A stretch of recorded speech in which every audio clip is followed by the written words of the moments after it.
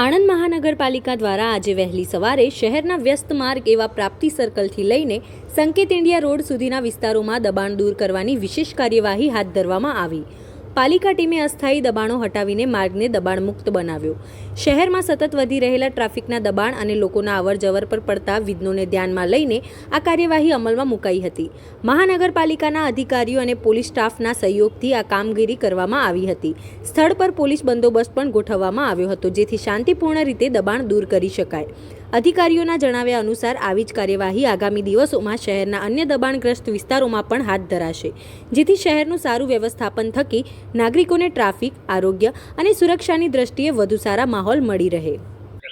આણંદ મહાનગરપાલિકામાં એસ્ટેટ વિભાગમાંથી અમે આ કામ પ્રાપ્તિ સર્કલથી સંકેત ટાવર સુધી રસ્તા પરના બંને સાઈડના કાચા દબાણો ટ્રાફિકને અડચણરૂપ ના થાય તે માટે હટાવીએ છીએ. અગર 2 દિવસ પહેલાં ગાડી લઈને બધાને સૂચના આપી હતી કે જલ્દીમાં જલ્દી આ જગ્યા ખાલી કરો, પછી અમે આવીશું તો તમને સામાન પાછો નહીં મળે.